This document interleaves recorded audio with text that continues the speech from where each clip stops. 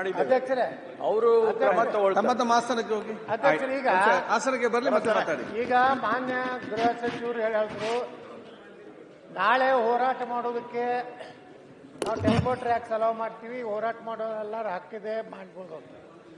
ನಮ್ಮ ಮಾನ್ಯ ಮುಖ್ಯಮಂತ್ರಿಗಳು ಇಲ್ಲಿದ್ದಾರೆ, ನಾವು ವಿನಂತಿ ಮಾಡ್ಕೋತಾ ಇದ್ದೀನಿ.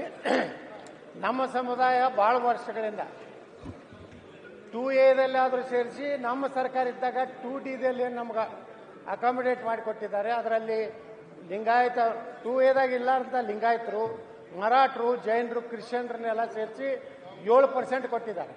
ಅದು ಮಾನ್ಯ ಮುಖ್ಯಮಂತ್ರಿಗಳು ಇದಕ್ಕೊಂದೇನಾದರೂ ಸೂತ್ರ ಕಂಡುಹಿಡಿದು ನಾಳೆ ಸಭೆ ಕರೆದು ಒಂದೇನಾದರೂ ಕಾಂಕ್ರೀಟ್ ಆಗಿ ಏನಾದರೂ ನಿರ್ಣಯವನ್ನು ಮಾಡಿಕೊಟ್ರೆ ಒಳ್ಳೇದಾಗ್ತದೆ ಅಂತೇಳಿ ನಾನು ಮಾನ್ಯ ಮುಖ್ಯಮಂತ್ರಿಗಳಲ್ಲಿ ವಿನಂತಿ ಮಾಡ್ಕೊತೀನಿ. ಓಕೆ, ಈಗ ಪ್ರಕಟಣೆ ಅಧ್ಯಕ್ಷರು ಸ್ವಲ್ಪ ಸಿಎಂ ಅವರು ಅವ್ರು ಉತ್ತರ ಕೊಡ್ತಾರೆ. ಸಿಎಂ ಅವ್ರಿಗೆ ಹೇಳಿಬಿಡ್ಲಿ ಅಧ್ಯಕ್ಷರೇ. ಈಗೇನಂತ ದಯವಿಟ್ಟು ಮುಖ್ಯಮಂತ್ರಿಗಳು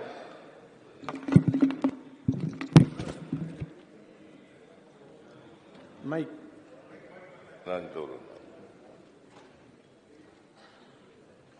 ಪಂಚಮಶಾಲಿ ಲಿಂಗಾಯತ್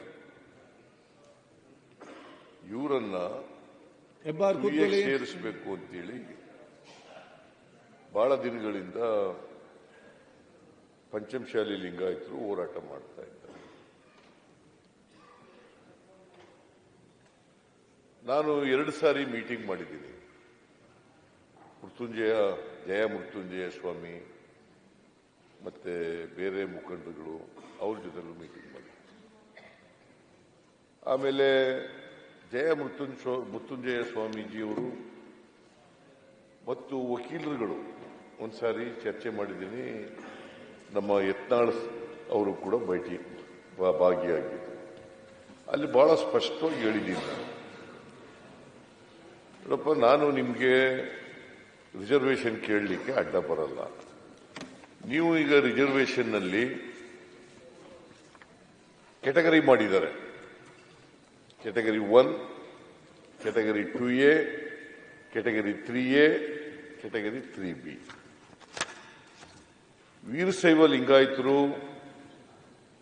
ಮತ್ತು ಪಂಚಮಶಾಲಿ ಲಿಂಗಾಯತರು ಕೆಟಗರಿ 3B ಬರ್ತಾ ಇದ್ದೀರಿ. ಯಾರನ್ನೇ ನಾವು ಕೆಟಗರಿ 2A ಅಥವಾ ಕೆಟಗರಿ 1 ಸೇರಿಸಬೇಕಾದ್ರೆ, ಅಲ್ಲಿ ಇಲ್ಲದೇದವ್ರನ್ನ ಹೊಸದಾಗಿ ಸೇರಿಸಬೇಕಾದ್ರೆ ಪರ್ಮನೆಂಟ್ ಬ್ಯಾಕ್ವರ್ಡ್ ಕ್ಲಾಸ್ ಕಮಿಷನ್ ಅಂತ ಇರ್ತದೆ. 1992ನೇ ಇಸ್ವಿನಲ್ಲಿ ಇಂದಿರಾ ಸಹಾನಿ ಕೇಸ್ನಲ್ಲಿ ಪರ್ಮನೆಂಟ್ ಬ್ಯಾಕ್ವರ್ಡ್ ಕ್ಲಾಸ್ ಕಮಿಷನ್ ಪ್ರತಿ ರಾಜ್ಯದಲ್ಲೂ ಕೂಡ ಇರಬೇಕು ಅಂತೇಳಿ ಆದೇಶ ಕೊಟ್ಟ ಮೇಲೆ ಸುಪ್ರೀಂ ಕೋರ್ಟ್ನವರು ಪರ್ಮನೆಂಟ್ ಬ್ಯಾಕ್ವರ್ಡ್ ಕ್ಲಾಸ್ ಕಮಿಷನ್ ಇರ್ತದೆ. ನೀವು ಅದರ ಮುಂದೆ ಅರ್ಜಿ ಹಾಕಿ ಅಂತ ಹೇಳಿದೆ ನಾನು. ಆಮೇಲೆ ನಿಮಗೆ ಹಿಂದೆ ಇದ್ದಂತ ಸರ್ಕಾರ, ಯತ್ನಾಳ್ ಅವರೇ, ಹಿಂದೆ ಇದ್ದಂತ ಸರ್ಕಾರ ನಿಮ್ಮನ್ನ 2Aಗೆ ಸೇರಿಸಿಲ್ಲ. 2Aಗೆ ಸೇರಿಸಿಲ್ಲ. ಯಾಕೆಂತಂದ್ರೆ ಅವ್ರೇನ್ ಮಾಡಿದ್ರು, ಹಿಂದಿನ ಸರ್ಕಾರದವರು ಮುಸಲ್ಮಾನರಿಗೆ 4% ಕೊಟ್ಟಿದ್ದಂತ ರಿಸರ್ವೇಶನ್ ಅನ್ನ ಅವರಿಗೆ ರದ್ದು ಮಾಡಿಬಿಟ್ರು. ರದ್ದು ಮಾಡಿ ಅದು 2% ಪಂಚಮಶಾಲಿ ಲಿಂಗಾಯತರಿಗೆ, ಅಂದ್ರೆ 2B ಲಿಂಗಾಯತ ಸಮುದಾಯದವರಿಗೆ, 3B ಮತ್ತೆ 3A 2%, 3A 2%, 3B 2%. ಈ 4% ರದ್ದು ಮಾಡೋದು ಯಾವುದನ್ನ ಇವ್ರಿಗೆ ಸಿಕ್ಕಿದ್ದು, ಅಲ್ಪಸಂಖ್ಯಾತ ಮುಸಲ್ಮಾನರಿಗೆ ಕೊಟ್ಟಿದ್ದಂತ 4% ರದ್ದು ಮಾಡಿ ಆ 4% ಇವರಿಗೆ ಕೊಟ್ಟಿದ್ರು. ಇದ್ರ ಮೇಲೆ ಸುಪ್ರೀಂ ಕೋರ್ಟ್ಗೆ ಹೋದ್ರು. ಸುಪ್ರೀಂ ಕೋರ್ಟ್ನಲ್ಲಿ ಇವರೇ ಹಿಂದಿನ ಸರ್ಕಾರನೇ, ಬಿಜೆಪಿ ಸರ್ಕಾರನೇ ಅಫಿಡವಿಟ್ ಹಾಕಿದ್ದಾರೆ, ಅಂಡರ್ಟೇಕ್ ಮಾಡ್ಕೊಂಡಿದ್ದಾರೆ. ನಾವು ಯಾವ ಕಾರಣಕ್ಕೂ ಮುಸಲ್ಮಾನರಿಗೆ 4% ಕೊಟ್ಟಿರೋದನ್ನ ವಿಡ್ರಾ ಮಾಡಲ್ಲ, ರದ್ದು ಮಾಡಲ್ಲ, ಮುಂದುವರಿಸ್ತೇವೆ. ಯಥಾಸ್ಥಿತಿ ಹೇಗಿತ್ತು ಹಿಂದೆ ಅದೇ ರೀತಿ ಮಾಡ್ತೇವೆ ಅಂತ ಇವರೇ ಒಪ್ಕೊಂಡಿದ್ದಾರೆ ಸುಪ್ರೀಂ ಕೋರ್ಟ್ ಮುಂದೆ. ಈಗ ಮತ್ತೆ 2A ಸೇರಿಸಬೇಕು ಅಂತ ಬಂದಿದ್ದಾರೆ. ಅಧ್ಯಕ್ಷರೇ, ಇದ್ರ ಬಗ್ಗೆ ನಾನು ಮಾತಾಡ್ಲಿಕ್ಕೆ ಅವಕಾಶ ಕೊಡ್ಬೇಕು. ಯಾಕಂದ್ರೆ ಅಲ್ಲ, ಅವ್ರು ಹೇಳ್ದಕ್ಕೆ ಜನರಿಗೆ ಗೊತ್ತಾಗಬೇಕು. ಮುಖ್ಯಮಂತ್ರಿಗಳು ಮಾತಾಡಿದ್ಮೇಲೆ ನಾನು ಮಾತಾಡ್ತೇನೆ. ಅಲ್ಲ, ಮುಖ್ಯಮಂತ್ರಿ ನಡೆದಿದೆ ಅಂತ ಹೇಳ್ಬೇಕಾ ಬೇಡ? ಈಗ ನಿಮ್ಗೂ ಗೊತ್ತಿರೋದೇ ಇದು. ಅರವಿಂದ್ ನಾನು ಹೊಸದಾಗಿ ಹೇಳ್ತಾ ಇದ್ದೀನಾ? ಯತ್ನಾಳ್ ಒಂದು ಪ್ರಶ್ನೆ ಕೇಳಿದ್ದಾರೆ. ಇದೇನು ಹೊಸದಾಗಿ ಹೇಳ್ತಾ ಇಲ್ಲ ನಾನು. ಇದರ ಬಗ್ಗೆ ದೀರ್ಘ ಕೊಡ್ತೇನೆ. ಸುಪ್ರೀಂ ಕೋರ್ಟ್ ನಲ್ಲಿ ಏನ್ ನಡೀತು? ನೀವೇ ತೀರ್ಮಾನ ಮಾಡಿದ್ರಿ. ಹಿಂದಿನ ಸರ್ಕಾರ ಏನ್ ತೀರ್ಮಾನ ಮಾಡಿದ್ರು? ಅಂಡರ್ಟೇಕಿಂಗ್ ಏನು ಯಾವ ಟೈಪ್ ನಮ್ಗೆ ಸರ್ಕಾರ ಕೊಟ್ಟಿದೆ ಅದ್ರ ಬಗ್ಗೆ ನಾನು ಕೂಡ ಮಾತಾಡ್ಲಿಕ್ಕೆ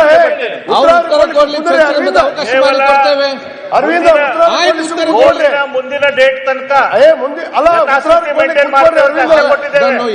ಈ ಸರ್ಕಾರ ಏನ್ ಮಾಡ್ತಾ ಇದೆ ಚರ್ಚೆಗೆ ಕೊಡ್ತಾ ಇದ್ದಾರೆ. ನೀವು ಮತ್ತೆ ನೋಟಿಸ್ ಕೊಟ್ಟಿದ್ದೀರಿ, ಅದಕ್ಕೆ ಸಮಯಾವಕಾಶ ಕೊಡ್ತೇನೆ. ಅವತ್ತೆಲ್ಲರೂ ಚರ್ಚೆಯಲ್ಲಿ ಭಾಗವಹಿಸಿ. ಈಗ ಚರ್ಚೆ ಇಲ್ಲ ನೋಡಿ ಅಶೋಕ್, ಚರ್ಚೆ ಮಾಡ್ಲಿಕ್ಕೆ ಅಫಿಡವಿಟ್ ಏನ್ ಕೊಟ್ಟಿದೀವಿ ಅದನ್ನೇ ಹೇಳಿ ಸರ್. ಆಯ್ತು, ಚರ್ಚೆ ಕೊಡುವ, ಬೇರೆ ಬೇಡ. ಅಫಿಡವಿಟ್ ನೀವು ನಿಮ್ದೇ ಸ್ವಂತ ಹೇಳಿಕೆ ಹಾಕಲ್ಲ. ನನ್ನ ಸ್ವಂತ ಹೇಳಿಕೆ ಅಲ್ಲ, ಸ್ವಂತ ಬೇಡ. ಅಫಿಡವಿಟ್ ಏನ್ ಕೊಟ್ಟಿದ್ದು ನಾನು ಬೇಕಾದ್ರೆ ಕೋರ್ಟ್ ಆರ್ಡರ್ಸ್ ಅನ್ನ ಸದನದ ಮುಂದೆ ಇಡುತ್ತೇನೆ. ಇಡೀ ಸಂತೋಷ. ಕೋರ್ಟ್ ನಲ್ಲಿ ಏನಾಗಿದೆ ಆದೇಶವನ್ನ ಇಡುತ್ತೇನೆ. ನಾಳೆ ಇಡ್ತೀನಿ. ದಯವಿಟ್ಟು ಸುಪ್ರೀಂ ಕೋರ್ಟ್ ಕಾಪಿ ಇಲ್ಲ, ನಾಳೆ ಅದನ್ನ ಇಡುತ್ತೇನೆ. ನಾಳೆ ನಿಮ್ಗೆ ಚರ್ಚೆಗೆ ಅವಕಾಶ ಮಾಡಿಕೊಡ್ತೇನೆ.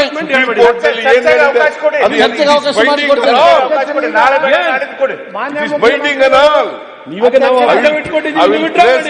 ಈಗ ಸನ್ಮಾನ್ಯ ಅಧ್ಯಕ್ಷರೇ, ಈಗ ಮಾನ್ಯ ಮುಖ್ಯಮಂತ್ರಿಗಳು ಕುಮಾರು ಮಾಡಿ ಸರ್. ನಾಳೆ ಅದನ್ನು ಚರ್ಚೆಗೆ ಅವಕಾಶ ತಗೊಳ್ಳುವ. ಚರ್ಚೆಗೆ ಅವಕಾಶ ಹೇಳ್ತೀರಿ. ಅವಕಾಶ ಕೊಡಿ. ನಾಳೆ ನಾಡಿದ್ದು ಈ ಸದನದ ಮುಂದೆ ಸುಪ್ರೀಂ ಕೋರ್ಟ್ ನಲ್ಲಿ ಏನು ಆದೇಶ ಆಗಿದೆ ಆದೇಶದ ಕಾಪಿಯನ್ನ ಇಲ್ಲಿ ಇಡುತ್ತೇನೆ. ನಾನು ನಿಮ್ಮ ಸಮಯಾವಕಾಶ ನೋಡಿಕೊಂಡು ನಿಮ್ಗೆ ಯಾವಾಗ ಬೇಕು ನೋಡಿಕೊಂಡು ಸಮಯ ನಿಗದಿಪಡಿಸ್ತೇನೆ. ನಾಳೆ ಇಡ್ತೀನಿ. ನಾಳೆ ಅವರಿಗೆ ಬೇಡ ಅಂತ, ನಾಳೆ ಇಲ್ಲ ಅಂತ. ನಾಳೆ ಸಮಾವೇಶ ಇದೆ. ನಾಳಿದ್ದು ನಾಡಿದ್ದು ಯಾವಾಗ್ಲಾರು ಇಡ್ತೀನಿ. ನಾನು ನಾಳೆ ಬೇಕಾದ್ರೆ ಇಡ್ತೀನಿ, ನಾಳೆ ಇಡ್ತೀನಿ, ನಾಳೆ ಅದ್ರ ಮುಂದಿನ ದಿನ ಇಡ್ತೀನಿ,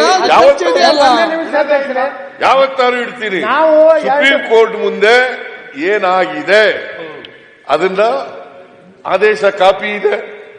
ಆದೇಶದ ಕಾಪಿ ಬದಲಾವಣೆ ಮಾಡಕ್ಕಾಗಲ್ಲ ನಾನು. ಮಾನ್ಯ ಮುಖ್ಯಮಂತ್ರಿ ಅದರಿಂದ ಸುಪ್ರೀಂ ನಾನು ಆ ಆದೇಶವನ್ನ ಒಪ್ಕೊಳ್ತೀನಿ ಅಂತಕ್ಕಂಥದ್ದು ನನ್ನ ಭಾವನೆ. ಇವರು ಬೇಡಿಕೆ ಏನಿದೆ ಎಲ್ಲರೂ ಕೂಡ ಆದೇಶವನ್ನ ಒಪ್ಕೊಳ್ತಾರೆ ಅಂತಕ್ಕಂಥದ್ದು ನನ್ನ ನಂಬಿಕೆ.